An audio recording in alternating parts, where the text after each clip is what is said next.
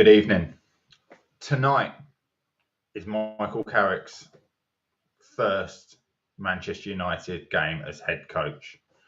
So we have a very different kind of show. Tonight's not going to be about what we shouldn't do. It's going to be a lot more simpler than that. It's going to be what we should expect from the players, what we should expect from the fans. It's not about winning. It's about those players going out and showing us the desire to win, the desire to wear the shirt, to wear the badge of Manchester United and show the fans that till the end of the season, they are going to fight. They're going to do what it takes to get us into the Champions League. And I'm live. Right, guys, evening. Welcome to another United Lens preview, but this is not a normal preview. This is a simple do or die preview of the Manchester derby, the big game made bigger by the interim appointment of Michael Carrick, stepping into the shoes of Ruben Amorim. And tonight we're going to go through the City lineup, my suspected Manchester United lineup based on Michael Carrick's way of playing and the kind of players he likes to have at his disposal. The fact that Manchester United and Middlesbrough are so worlds apart in the quality of players, it does not mean he's going to play the same way as he did at Middlesbrough. I'd like to touch base on our favourite man, Roy Keane's words about the coaches and what that could have as an, what does that mean? What do the coaches mean to Manchester United? Evening, Bilal. Evening. So let's get started. Let's get Shitty straight up on the screen with their lineup. And yes, you did hear me right. I can't help the way I talk about them.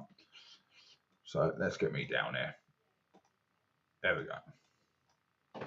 Right. So let's jump straight into it because we don't want to focus too much on the City lineup. As of now, that is the expected lineup with the exact person I have brought in Semenyo instead of one other person. They had down Silva starting on the right. I can't see it personally. 2 goals in 2 games, you've got to fit Semenyo in. And I personally wouldn't drop Doku. But God, this is Pep. He could play loads of different players and we wouldn't know about it. Love that, Bilal. Love that. Yeah, start booing them straight from the start. If I can just get my words out before you start having a go at them, that'll be a lot easier. So, yes, the started lineup, I think City are being quite poor.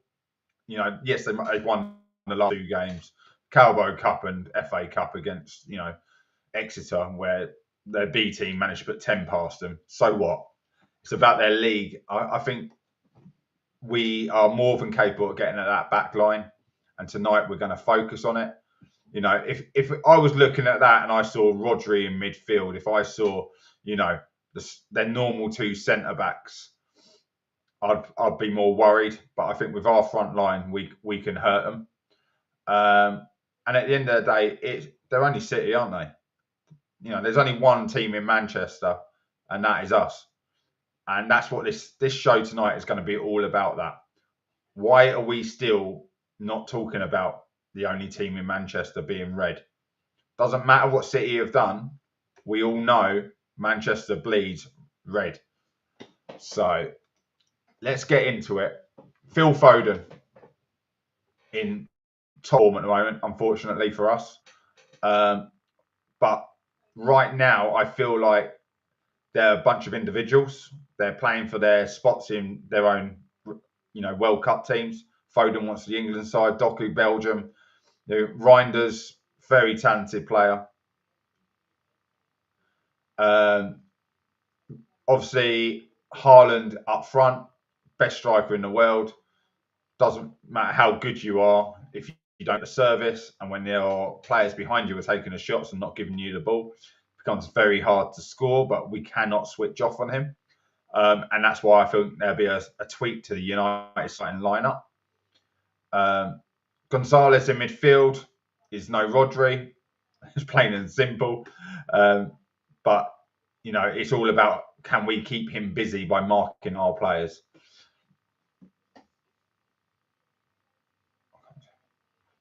Yeah, exactly. Uzbekistan, I was not expecting to be there, but obviously there's another World Cup player. Ake's Belgium as well. Obviously Nunes, Donnarumma. They're all World Cup starters, Bilal. But it is all about what we can take against them. At the moment, I felt like Manchester United our AFCON players were protecting themselves for the AFCON, and then we were protecting how should we say, our frailties as a team. So most teams now will go after the January transfer window shuts. They know they can't be replaced, and they start thinking about whether or not they'll perform for the World Cup. So I would have liked this game in a month's time, but we've got it now, and obviously we've got another tough one straight afterwards. So let's get rid of City lineup, and let's bring up the real lineup, the real reason we are here to talk about, and that is Manchester United. Now, I've picked my own starting lineup because, let's be fair, new manager, we don't know what he's going to choose. It's simple as that. What we do, we get rid of Lemens in goal. I think that is the best lineup we can put out. Some people might look at it and think, oh my God, it's like a 5v5, two starting five-a-side teams.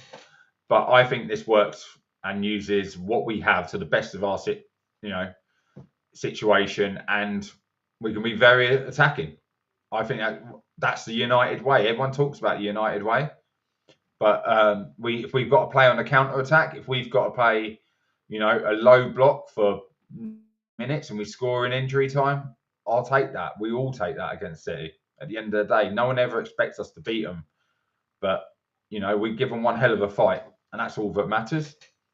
So after Nicky Butt's, how should I put it, strong words about Martinez being picked up by Haaland, I can't see anyone dropping him, because that's going to look like they feel the same way. So it's not a strong statement from a player, even though Martinez has pocketed Haaland most of the time when he's played against him, believe it or not, for Ajax and for us. I think Harry Maguire comes back in. Obviously, he came on, as long as he hasn't had any reoccurrences throughout training. He came on in the last game, and that aerial dominance that he has would just be unreal.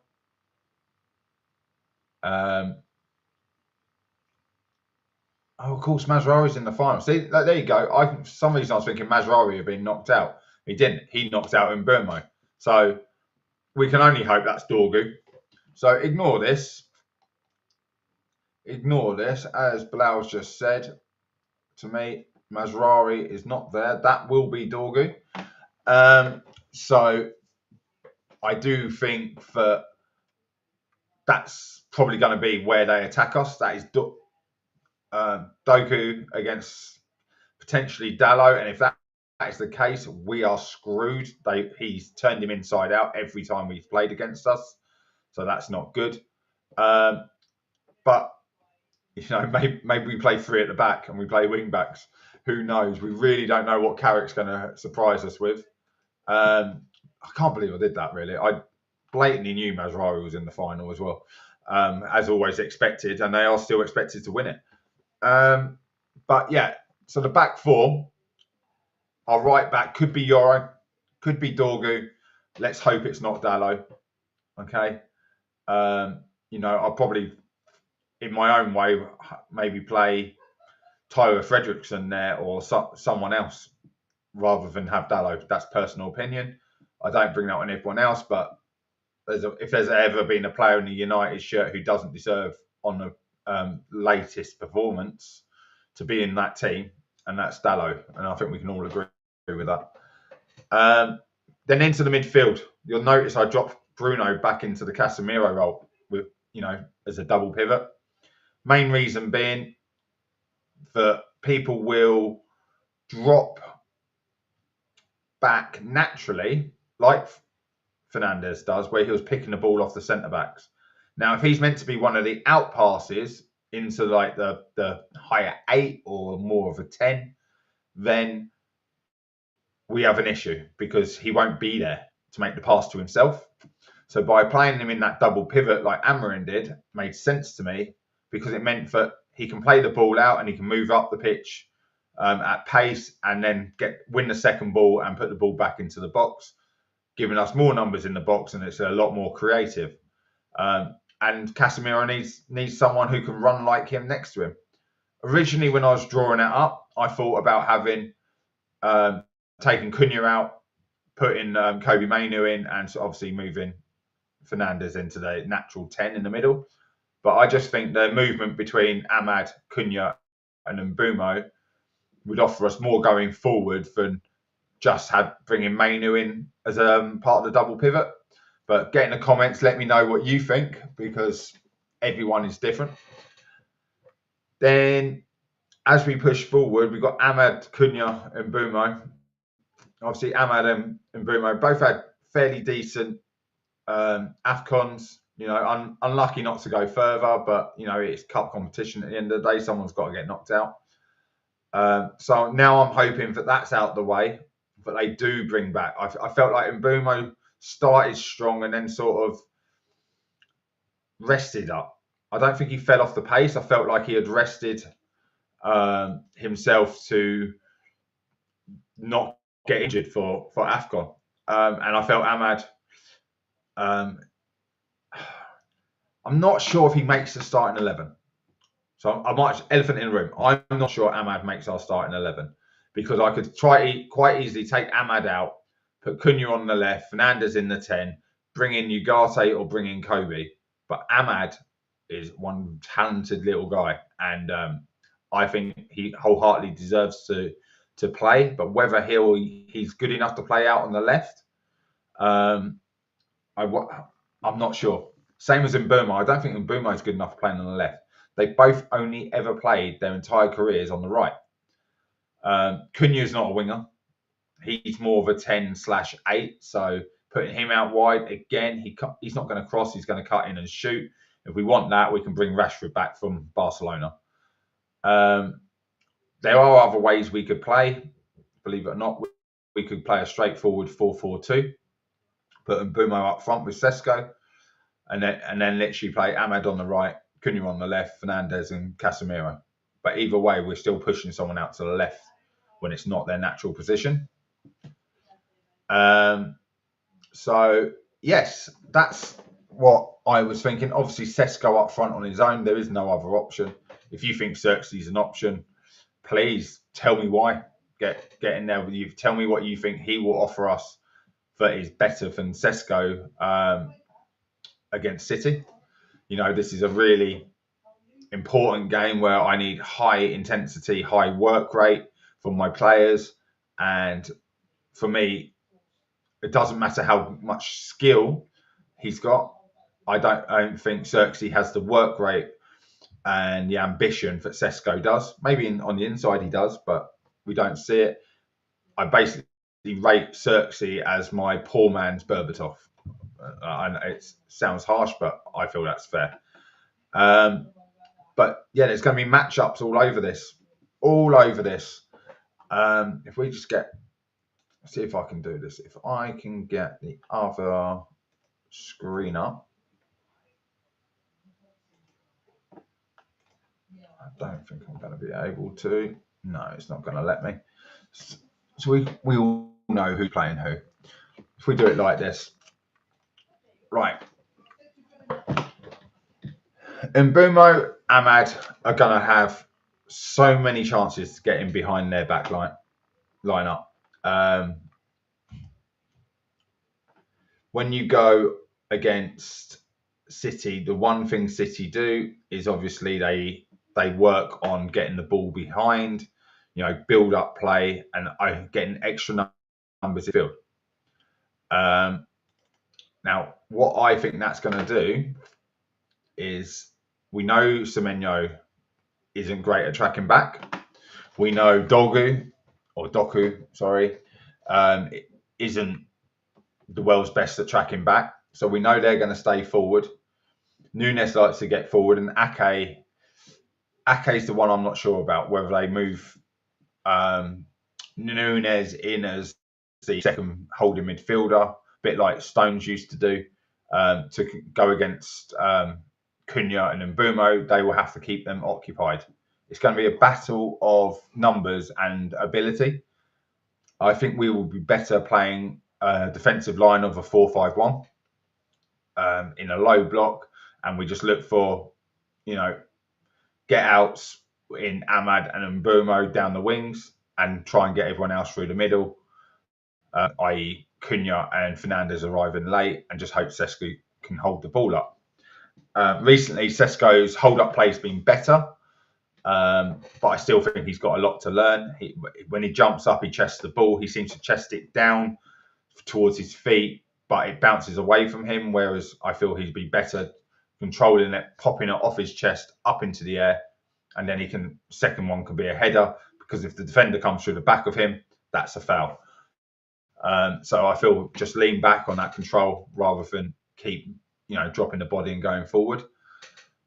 Obviously, Donnarumma, Sesko might need to use his height against him.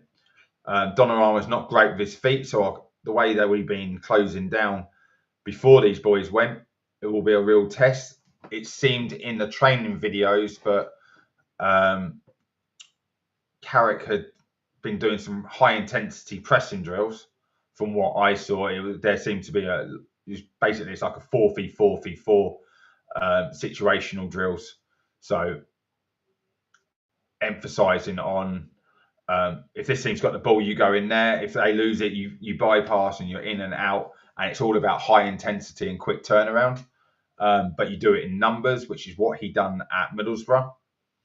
But once you do get the ball, if you win it back in your own half, he's never been a counter-attacker. That's my fear. He's more been keep the ball, move the ball, switch the play, and build up slowly through midfield, forcing them back. So very much Ten Hag ball, believe it or not, where the idea is to play a penetrating pass, play two forward, one back.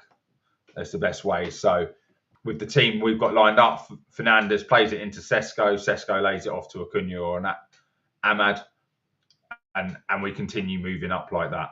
So who knows? I believe Carrick is going to be more of a not traditional 4-4-2 man, but more of a traditional Manchester United attack kind of play. Which, please let me know if that's something that you think is dangerous against City, or you would rather see us go down fighting. So get in the comments, let me know. Talking about the comments, I'm going to just pause here quickly. Talking about the comments, you also see I've launched the community tab on the channel now, where I'll be doing posts, polls, preview of the upcoming shows and spotlights. Someone's already suggested maybe I keep an eye on the youth team because of my under 18s background, looking at the 18s and 21s, and maybe player profiles on certain players coming through. I know everyone's going to go, well, what do you think of JJ? What do you think of Kone? Same names, but have a look yourself. I'll be looking at all players. It can be very hard. It can be very slow football, and United do dominate a lot of the teams. So if you ask me, looking at the defenders, they might only get 15, 20 touches in a match. And that's just to retain the ball and move it around from left to right, around the back in the horseshoe. So please let me know. One of the best ways you can get involved is obviously, if you haven't subscribed, and when you have subscribed, click that bell, turn notifications on to all, and then you'll see whenever I put anything out on the channel, or be it me just going live, or like I say, any of these community posts, you can have your say, get involved, because that's what I want. I want your say. I want your opinions. This isn't just about me. This is about all of you helping grow this channel and have the honest conversations that back in my day, you go down the pub, there was no social media, you had to talk and you just took it on the chin. You see it one way, I might see it another, and we'll just discuss it and we'll stick with that. So getting back to what we have coming up. Obviously, I was hoping for a few more inputs here from the chat, so do keep them coming. But what do we think? Foden, Reinders, Semenyo, Dorgu. If we play 4 at the back, we know Casemiro is going to have to drop in as a 5th defender. They play a midfield 4 with one sort of sitting. It's the 4-1-4-1, but it's more like Gonzalez and like I think will be Nunes will play 2 holding, giving them the extra man. Ideally, Casemiro, he's had a bit of a rest, bit more of legs, but as long as he runs hard for 60 minutes, I don't mind someone else coming on for him. Even if we move Martinez into central midfield after 60 minutes and we replace with, say, a Aiden Heaven in at left centre back, I don't think De Ligt will make it. We've got Euro and we could move Maguire across the left centre back. But I think we're going to need that extra defensive cover. There will be no +1 defensive lineup really against Man City, because we all know, well, the one thing I think Carrick will address first, because of his role as in the team, obviously being a holding midfielder, being a controlling midfielder, the conversations he has with, let's get me back up on the screen now. The conversation he has with Fernandes is going to be pinnacle to how we play. Fernandes is a headless chicken at times. We all love him and we love to hate him. World-class player. But all we ask is, can you just defend first? Can you just get back in and make the numbers up? Play through the middle. Stop going out to the left. Stop going out to the right, looking for the crosses, looking for the balls in. One of the main reasons I feel Bruno's got the most assists and chance creation is he doesn't let anyone else create a chance.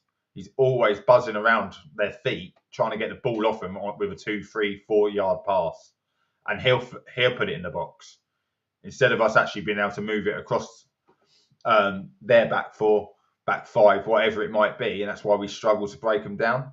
But if we play transitional tomorrow, Bruno's long balls to the corner flags are going to be important to get that timing right and get that run. Sesko's obviously got the pace, so we need him in there. So we will see. I think Bruno, as always, will be pinnacle, but more than we give him credit for. Different kind of pinnacle tomorrow. I think that really covers off the starting 11s. If anything else anyone wants me to cover, just pop it in the comments and I'll come back to you. We got up until 11:30 tomorrow morning before the starting 11s come out. Let's see how close my starting 11 is to what the manager picks. It's going to be his most important one. First starting 11. What have you got? So let's get a light back on me as well by putting these teams up. It does darken it on my other screen. Going forward, so we got Michael Carrick, and I think it's a brave appointment. I'm more in the Wayne Rooney camp than the Roy Keane camp when talking about Carrick. I think playing the role he played, the kind of player that Ferguson always wanted. I always knew he had a dark side. If you've listened to Wayne Rooney's BBC podcast, he sort of talks about the fact that he's pretty much saying he's a nice guy. Don't piss him off. His advice to anyone: don't make him angry, because he has that mean side as well. And I think that's fair to say.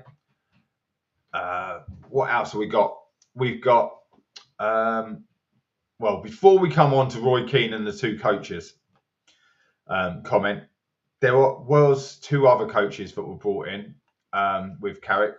We have a returning goalkeeping coach who used to work with De Gea, and we also have a new fitness coach, which that one surprised me because I thought he was already at the club, but he must have been with the starting 11. Sorry, I've just got something come through.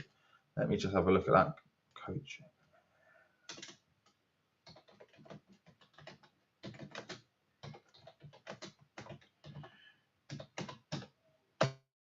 There we go. Yeah, it's hard to say now what we are looking for as a team when it comes to coaches, because I felt and I do feel that the club have picked the assistant manager, who I'm going to cover off last because I think he will be very good. But you know, we brought back Craig Mawson as the goalkeeping coach. He was one of De Gea's, and he's a very, very good goalkeeping coach. A lot more experience. It does mean we've got rid of our very old goalkeeping coach, which is what it is. Does happen, but you know, after some of the warm-ups and training drills I saw him do with Inanna, and I've seen him doing with Lemons, I couldn't have got him out there quicker. So Craig Mawson, welcome back to the club. Very happy with that appointment. I believe when in my past few videos, you've heard me talking about micro steps and the bounce that he does before diving. He will get them out of his system very, very, very quick. And you know, long may progression come, because I think there's so much talent within him that what more can we ask for from I will say young keeper, but I was going to say, like, this is his real. He may have been playing in Belgium for a first team, but coming into the Premier League, baptism of fire. United not doing great. Maybe he makes him more vocal. David De Gea, through his years, got more vocal with his backline. I feel that's something I would like to hear more of him. I only really hear him when he comes to claim the ball, but I would like to hear him Peter Schmeichel-esque, you know, shouting at the defence and organising. So, you know, that's something we can probably all agree on. We constantly need constant chat. We need that spine of the team. Who else is back coming? So Travis Binion has stayed with the first team. I was a little bit surprised at that. I thought he'd be straight back down with Fletcher, but Binion's saying, you know, good academy set up. Now, whether he's stayed because of the lack of players and the amount of youth on the bench, it's just going to help with that transition. You know, who's capable to step in, who's not capable to step in. If Michael Carrick is having those kind of conversations. But obviously with Maguire, Ahmad and Burmo, Mazrari to come back, that's 4 out of the 8 injured players straight back. So, you know, we're looking at what? De Ligt to come in, and that's pretty much it. I know we've got 8 out, but they're starters. So yeah, Binion will be there. You'll probably find he's more going to be your fitness warm-up guy. You know, your dynamic and static stretching at the start. So it'd be interesting to see what he's doing in the warm-up tomorrow. And if he's not doing the dynamic and stretching, I'm pretty sure the next coach is, and that is Johnny Evans. Now, obviously, the overlap has made a little viral clip, you know, of, to quote Roy Keane, but what about the other two coaches? What have they done? So you got Woodgate and you got Johnny Evans. Woodgate was obviously Michael Carrick's number 2 at Middlesbrough, so we'll come back to him. But Johnny Evans, yes, he was at the club. Yes, he is a phenomenal professional, phenomenal player. But he's only just done his badges. If he's even passed all his badges, that I'm not sure of. I suspect he has, but he didn't move into a coaching role. He actually moved into handling the loans of the players because he's got that experience of teams, other setups, which I quite liked. I wouldn't necessarily say, with the exception of Amas, most of our loans haven't gone to plan. Hugill's back. Obviously, Collier's had to come back injured. The Kone loan, I don't think it's gone through yet. We were looking to loan out Kone. So that would be quite interesting, what his role actually is when he steps on the grass. You can't have someone like Johnny Evans, a fan favourite, putting out the cones and standing there watching with the others. He's got to be involved. He's got to be leading them through. And he's got to be talking. Maybe he's just doing the defensive warm-up, or as I like to call it, throwing the ball up in the air so they can head it back in their lines. It's quite a standard warm-up for defenders.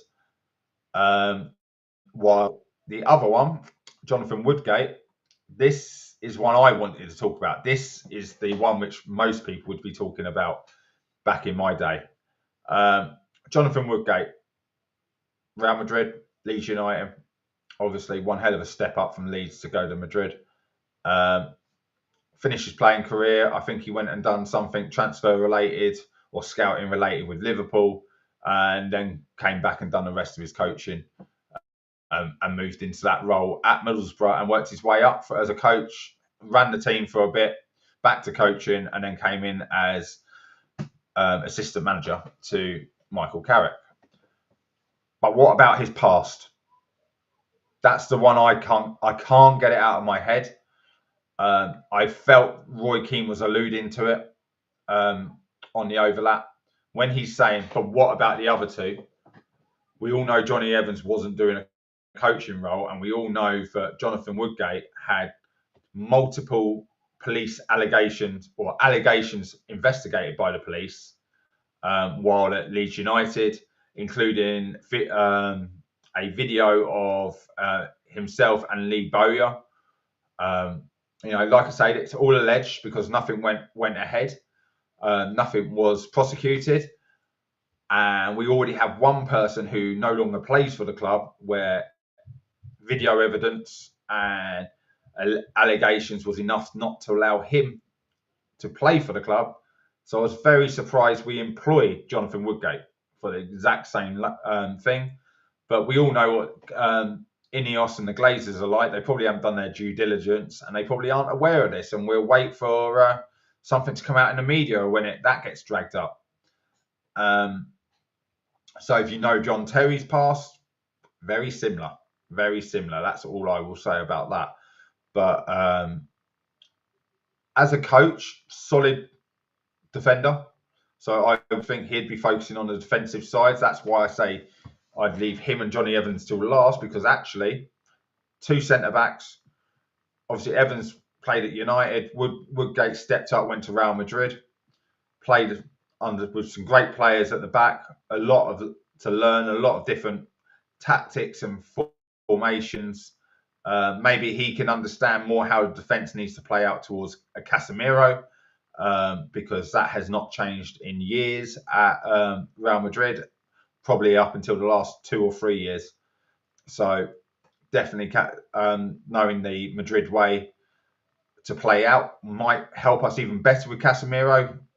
We all know that he likes to receive it on the half turn and lay it off and just be a link man rather than having his back to the opponent's goal and having to do a 180 on every pass that he gets. So yeah, Woodgate's in. But the most important coach tomorrow, and I've known a lot about him for a long time. Steve Holland, assistant head coach, assistant manager, whatever you really want to refer him to. We're just calling Carrick's number 2. Very experienced coach, most commonly known for his role under Gareth Southgate at England. But when you listen to Rooney, you listen to Gary Neville, you listen to any of them, Southgate did not coach. this guy, Steve Holland, done all the coaching. So when we look at England failing because Southgate was too scared to make an attacking change, this is not what you can't put that blame on Holland. He trained and done things the way they should be. But whether the manager chooses to go all guns, that's obviously on him. So please do not tarnish Stephen Holland with the same brush.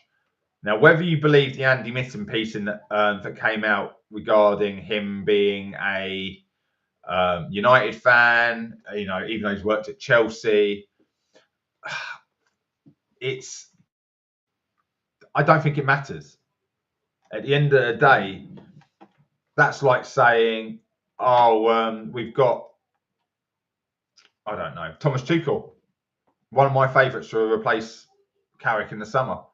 And he brings in Ashley Cole. But England have just won the World Cup with Tuchel and Ashley Cole. Are we straight away meant to say that Ashley Cole's not good enough to bring in because of where he was and what Fanny is and things like that? Or is he actually just good at his job and works well with the manager? Most important thing is to get the results on the pitch, right? So we will see what happens. But Stephen Holland is definitely going to get the back line solid. He is not going to allow jumping out of position. He is going to be, if he steps, you narrow, right centre back steps out, right back narrow in, left back come across, left centre back come across, make it more of a narrow three behind the one who stepped out. Make sure they go down the back wide. If a centre back's dropped out, midfielders, you've got to fill that space. That's what it's going to be. Very tactical. If you watch how England played over the last, we'll say 9 years, Holland obviously left with Southgate. So if you look how we played, we were very hard to beat. And everyone complained that was boring. But at the end of the day, we were hard to beat. So let's give him the benefit of the doubt and see what he brings with us. Some of it, the players have had 3 days with these coaches. It's going to be a lot of video watching Man City. Like I said, the manager wanting to see what they can do. We can only hope. We literally can only hope. But most importantly, we need to get behind them. So I will definitely say that is a must. We have to be behind the players, the coaches, everyone. So yeah, that probably finishes off the section. The last section I would like to run by. If you've made it this far, please have your say on this. This is quite important. Glazers, Ineos, at Carrington, having, I don't know, you can call it what you want, whether they're having an argument, whether they're having a powwow, I don't know. I suspect, knowing American companies how I know them, and that's how I look at the Glazers. They're not individuals, they are a company. They would be saying, we've put you in charge. Why is the share price dropping? Why have you sacked yet another manager and spent about 35 to 40 million just on management appointments alone? And why is there such bad press which is affecting the share price? Because if the share price keeps dropping, there'll be an investigation into the club by the New York Stock Exchange, because we keep going up, down, which can trigger serious repercussions from the actual New York Stock Exchange. Because it looks like you're trying to fiddle the prices, because once we've announced our profit, our share price drops. Get to the end of the season, it shoots back up. Namely because we believe the PR spin, which you guys have got to be at the end of your tether, because I don't believe in it. I see what I see and I say what I see. Glazers were there, 2 days ago? 1 day ago? What day are we? Friday. I want to say it was Wednesday. when the story broke that they were coming over for these talks. Well, we'll go in the middle. We'll say it was yesterday. What news story are we seeing today? United are in for a secret midfielder. Heavily rumoured to be Rubus Loftus-Cheek. I hate that name. From Milan. I don't see it myself. He's actually been quite a pinnacle player in their team throughout the season, so I can't see why it would be him. I jokingly said maybe it's Paul Pogba, because apparently it's Premier League experience. So why wouldn't we go and try and get Pogba back? You know, pay money for someone that we let go on a free again. So yeah, let me know if anyone thinks of anyone particular for that. But it just seems too convenient to me that we've sacked the manager, we need positive PR, and we're being linked with a player, but with no name. You know, I heard we're signing a 6'4" striker who plays in the Premier League. He's one of the best strikers in the world. You know, and he plays in light blue. You can guess who I'm talking about. I haven't said his name, so therefore I haven't factually affected it. And that's what I feel like they're doing. You know, Premier League experienced player playing in Europe. Jesus Christ, how many midfielders are there in Europe? That could be. That could be players that left on a free. That could be players that are, I don't know, 50 years of age, playing in Portugal's third division. It's anyone. But straight away, fan base, oh, who could it be? Yeah, they weren't going to buy a player for Amarin, but now they're going to get one for Carrick. Red light, stop, get your flags up. Whole reason Amarin had a fallout with the board was they told him they weren't buying him a player, when we all know he needs a midfielder. So straight away, if we go out and give Carrick a midfielder or potential winger, which is the other thing we're hearing, and I believe that's just rumours again, because we went for Semenyo, and you're just going, oh, they're trying for another player. I don't believe it. It's more media spin than it is truth, and you know, we all hope it's true. I'd love us to go out and pay 35 million for Edison from Atalanta, or 20 million or less for Ruben Neves, you know, and bring him back. I'd rather we went out and got a loanee or two loanees in, spend no money and keep it for the summer, and get our Walton and Anderson in. But, you know, most of that just sounds so much fictional and never going to happen. So who knows? And yeah, I think that's pretty much everything we can cover in this. So let's get back to the derby. Let's finish on a high. Tomorrow, I feel that it's a 2-1 win for United. The stats say if City score more than one goal, we won't beat them. I believe it's 3-1, 3-0, 3-0 in the last 5 games they played against us. The games we won, I think, was 2-0 and 2-1 off the top of my head. And that probably brings into the FA Cup into that. Yeah, it's derby day, guys. We need to stay positive. You know, if you've made it all the way through to the end here, you know, when this video finishes, click on the United lens, go over to Community Cab, have your say over there, or, you know, watch one of the other videos which should appear. You have United lens here, and you have another video come up here. Let me know your thoughts on everything. Help this channel grow. Hit the like, hit the subscribe. You know, pop over to my TikTok, follow me there, or you'll find a link now to the United Lens X page. Give that a follow, and I will see the rest of you for a post-match breakdown of hopefully us beating the City 2-1. But for now, I'll catch you all later.